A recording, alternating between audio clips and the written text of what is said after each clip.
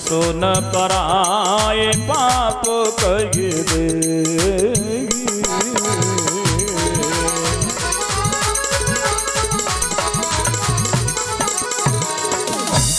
आपने समाज के सुधार के तरीके से कथा कही है, धंधे के हिसाब से नहीं, इसलिए आपके लिए भी माना है। और आपके यहाँ जितने भी लोग हैं ना गांव में सुनने वाले, किसी ने संयम नियम से कथा नहीं सुनी है। कथा का नियम है कि 4 बजे जगह ब्रह्मचर्य से रहे और किसी की सेवा ले नहीं, सबकी सेवा करे। 4 बजे जग करके नहा करके धो करके गुरु मंत्र का जप करे। गुरु मंत्र नहीं आता है तो गायत्री मंत्र का जप करे। गायत्री मंत्र भी नहीं आता है तो ओम ओम का जप करे। जप करे उसके बाद में फिर माता पिता गुरु साधु ब्राह्मण बूढ़े बूढ़े इन सब के चरण स्पर्श करे रोजाना, ढोक दे उनको, कितनी भी दूर रहते हो। माता पिता गुरु साधु ब्राह्मण पूजनीय, इनको रोज ढोक दे सारे काम छोड़कर। फिर व्यास गद्दी की परिक्रमा करे। उसके बाद में शास्त्री जी हवन कराते, हवन करे, ज़्यादा नहीं तो 5 आहुति जरूर। रजस्वला बहू बेटी को छोड़ करके सबको हवन में आने का अधिकार है, नहा धोकर। फिर कथा में सबसे पहले आए, ज़्यादा प्रसाद लाए और बैठने में दिक्कत नहीं करे दूसरे को, जहाँ भी शांति से सुन सके वहीं कथा सुने। सबसे पीछे जाए, थोड़ा सा प्रसाद लेकर के जाए। बुराई चुगली फालतू डोलना बोलना फालतू खाना पीना सब छोड़ दे। खटाई नहीं खाए जिससे नींद बढ़े, गरिष्ठ चीज़ नहीं खाए, खोआ हलवा पूड़ी खीर नमकीन पकवान जिनसे नींद बढ़े और शरीर में आलस बढ़े, ऐसी चीज़ें नहीं खाए। हल्की खाए, ताकतवर चीज़ खाए। और इस तरह से ब्रह्मचर्य पूर्वक रहने से उसकी आकांक्षा ठाकुर जी पूरी करते हैं। आपके काम में किसी ने किया नियम है? नहीं। बहुत से आदमी तो कथा में जूते चप्पल चुराने के लिए जाते हैं। अय्या फटे पुराने छोड़ जाते, फर्स्ट क्लास पहन जाते हैं। और कोई कहते हैं कि लंबी दोपहरी चलो टाइम पास कराएं। कोई कहते रे भैया उसके आने गए तो वो बहानेबाजी करेगा, कहेगा टोकेगा क्यों नहीं गए।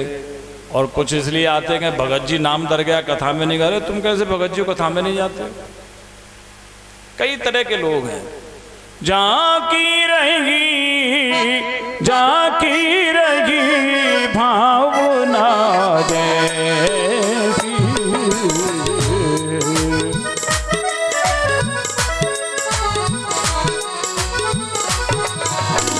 जाकी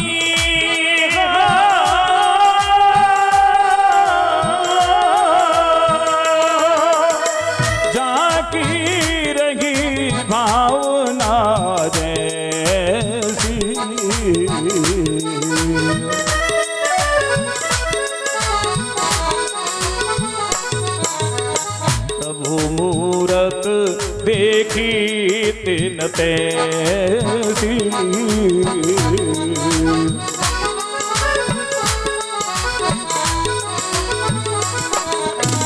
प्रभु मूरत देखी तिन तैसी।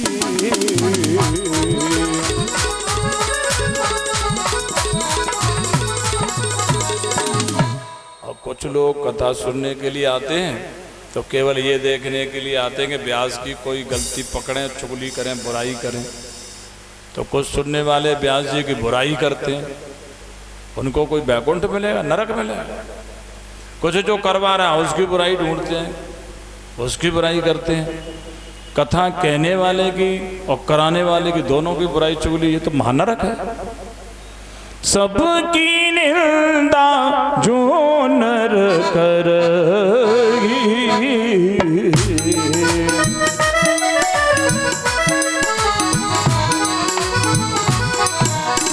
सबकी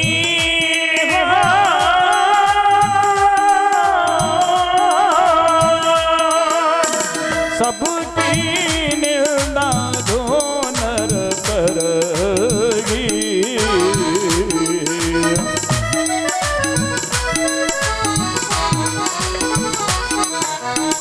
सोई चमगादड़ हुए अवतर।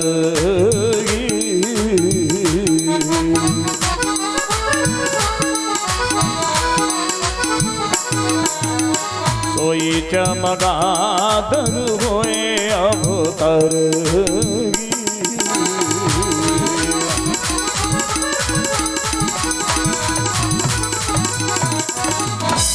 जो कथा सुनने आए या नहीं आए, कथा कहने वाले आचार्य की निंदा करे तो जीते जी नरक है, उसके लिए बैकुंठ आएगा, विमान आएगा, नरक जाएगा।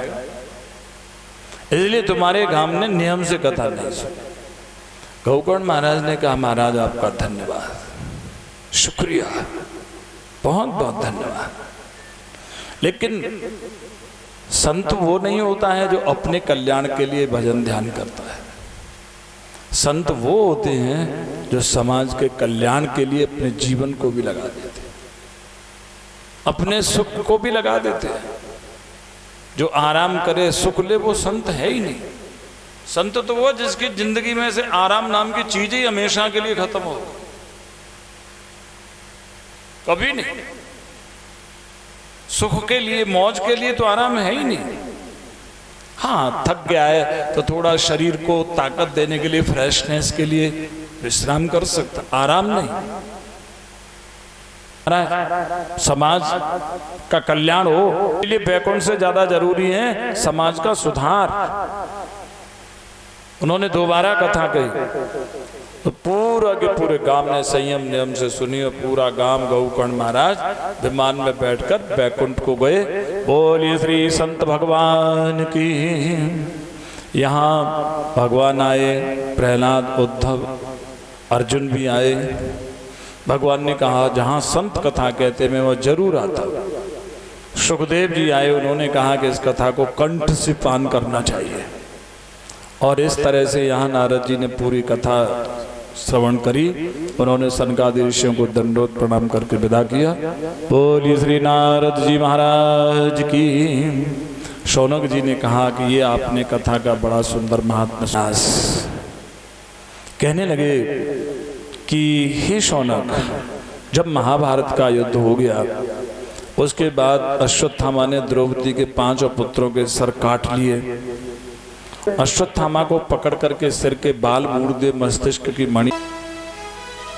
उसने अर्जुन के पुत्र अभिमन्यु की पत्नी उत्तरा के गर्भ में जो अंतिम कुरु वंश का चिराग रोशन हो रहा था उसको खत्म करने के लिए ब्रह्मास्त्र चला दिया।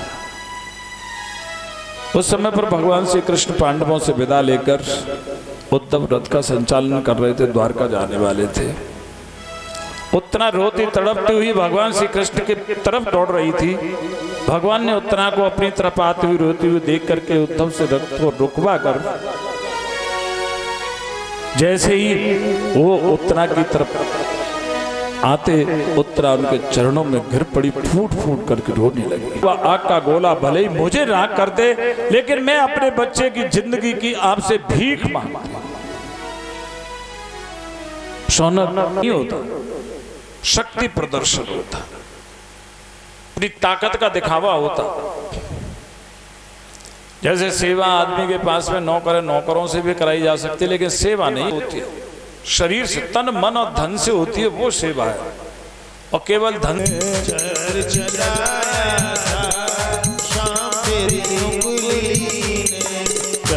चलाया था, शाग लड़े जल भीतर,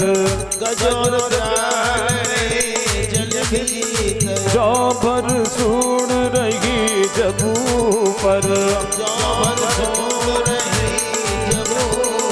बंद छोड़ाया था शाम तेरी उंगली ने, बंद छोड़ाया था शाम तेरी उंगली ने, चक्र चलाया था शाम तेरी उंगली ने,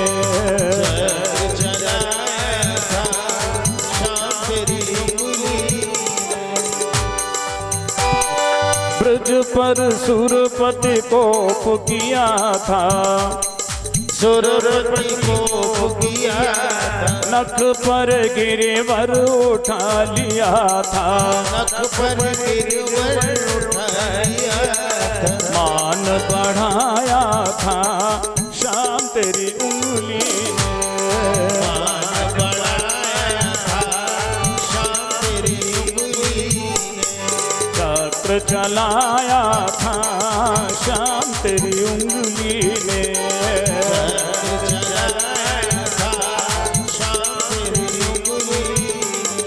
हस्तिनापुर में द्रौपदी तेरे, हस्तिनापुर में द्रौपदी तेरे, तुम बिन नाथ लाज को घेरे, तुम बिन नाथ लाज को घेरे, तीर बढ़ाया था शाम तेरी उंगली ने, तीर बढ़ाया था शाम तेरी उंगली ने, चक्र चलाया था शाम तेरी उंगली ने, चलाया था शाम तेरी उंगली ने, महाभारत का युद्ध हुआ था, महाभारत का युद्ध हुआ था, अर्जुन को जब मोह हुआ था, अर्जुन को जब मोह हुआ था, ज्ञान कराया था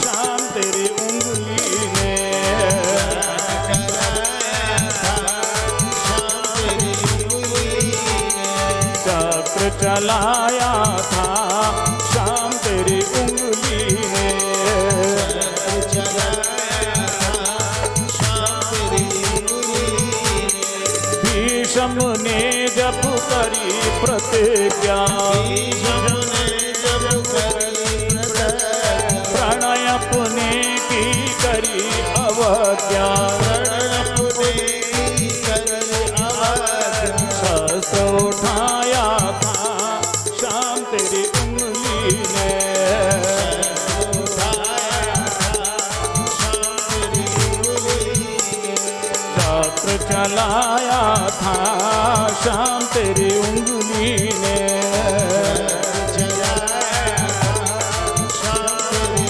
उंगली ने, जब जब भीड़ परी भगतन पे, जब जब भीड़ पड़ी भगतन पे, आए गए तुरंत ही आप करुण पे, आए गए तुरंत ही आप करुण बंद कष्ट मिटाया था शाम तेरी उंगली ने, मिटाया था शाम तेरी उंगली ने, चक्र चलाया था शाम तेरी उंगली ने, चलाया था शाम तेरी उंगली ने, चक्र चलाया था शाम तेरी उंगली ने, चलाया था शाम तेरी उंगली ने। बोले भगवान भगवान की।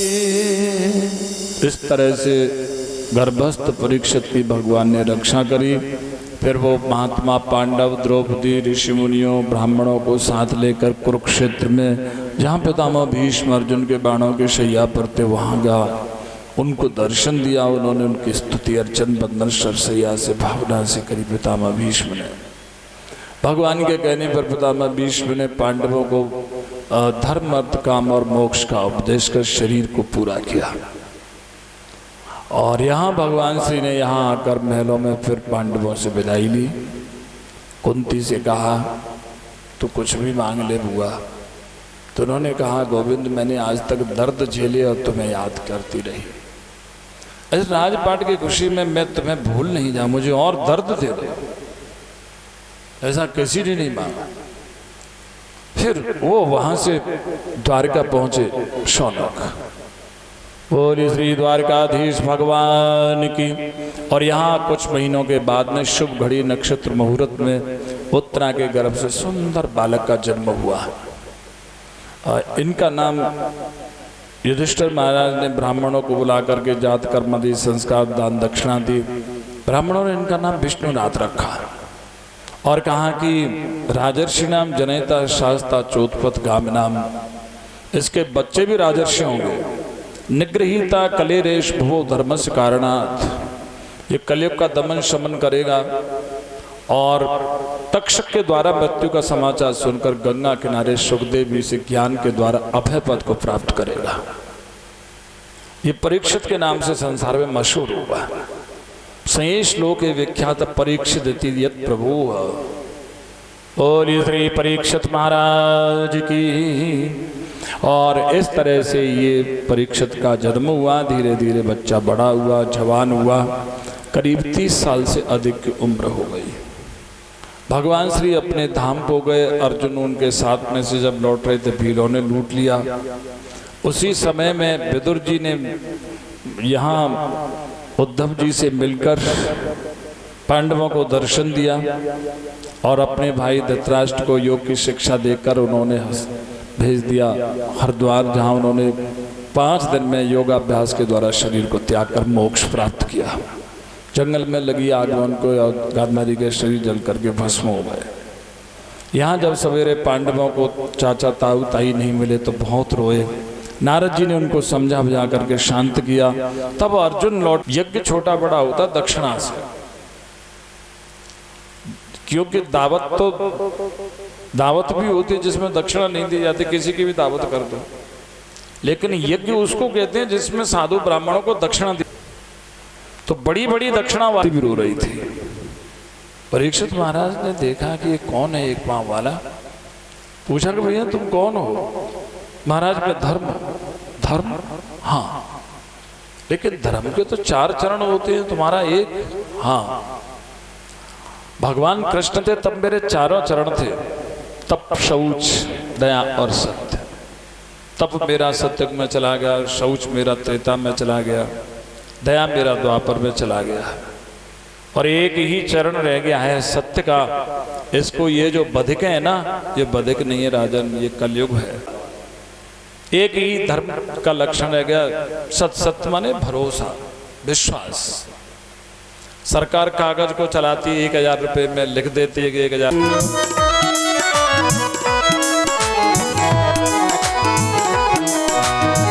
जासू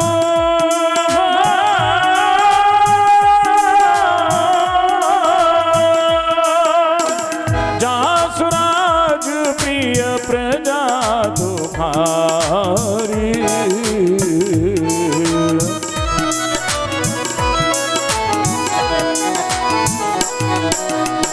सोने पयवसी नरक अधिकारी।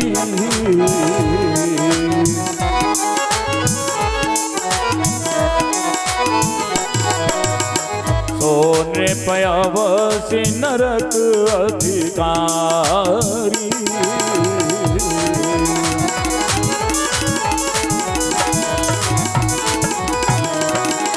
नरकगामी होता है।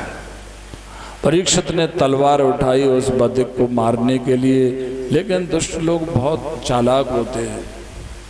जब तक छल कपट में उस्ताद नहीं होगा, दुष्ट बन कैसे जाएगा? तो छल कपट जहाँ दिखते हैं, यहाँ झुकने से काम चलेगा तो झुक जाते हैं, और जहाँ देखते हैं यहाँ अकड़ने से काम चलेगा, वहाँ अकड़ जाते हैं। देखा कि परीक्षित महाराज से तो झुकने से ही जिंदगी बचेगी, तो झुक गया, पांव में गिर पड़ा और कहने लगा, महाराज आप तो बड़े धर्मज्ञ और नीतिज्ञ मर्मज्ञ हैं। धर्म के हिसाब से मुझे मौत दे देनी चाहिए, लेकिन नीति के हिसाब से नहीं।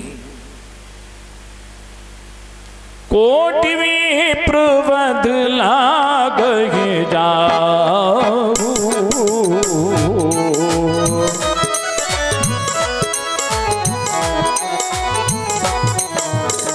कोटि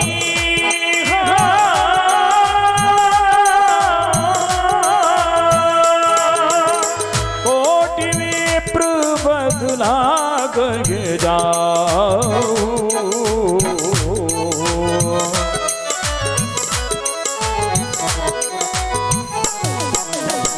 आए शरण तजो नगताहू,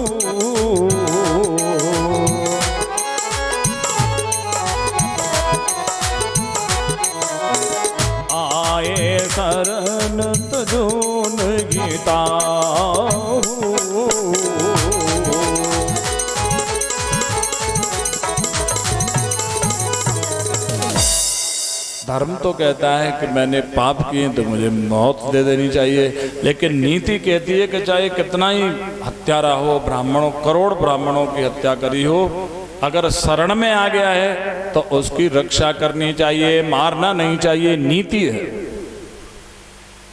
परीक्षित महाराज ने कहा चल मैं तेरी जान नहीं लेता हूं, लेकिन तू मेरे राज्य पे नहीं रहेगा,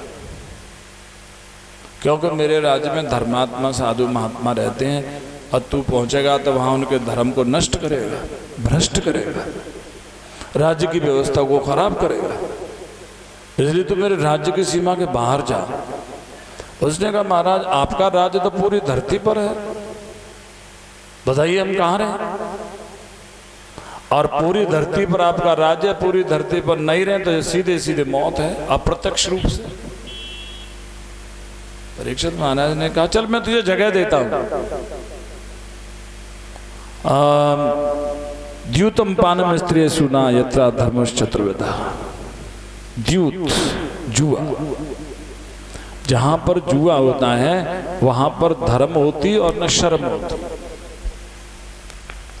जब युधिष्ठिर महाराज धर्मात्मा का रूप थे, धर्म का रूप थे, जब उन्होंने जुआ खेला तो वहां धर्म शर्म खत्म हो गए। साधारण आदमियों का क्या कहना? इसलिए जहां जुआ होता है, चाहे राजा हो चाहे धर्मात्मा हो, वहां रहना, वहां बेशर्मी रहती है, न स्त्रियों की कोई इज्जत होती न स्त्रियों का कोई चरित्र होता। जुआरी के यहाँ वहां रहना ठीक है ना। दूसरी पानम शराब, जो आदमी शराब पी लेता है उसमें सेंस खत्म हो जाता है। शराबी ये तो जानता है कि ये मेरी बेटी है, इतनी तमीज नहीं रहती कि बेटी के साथ कैसे रहना चाहिए। शराबी ये तो जानता है ये मेरी मम्मी है, लेकिन इतनी तमीज नहीं रहती कि मम्मी के साथ कैसे रहना चाहिए। शराबी ये तो जानता है कि मैं हूं, लेकिन अपने आप को कैसे संभालना चाहिए, तमीज खत्म हो जाती है।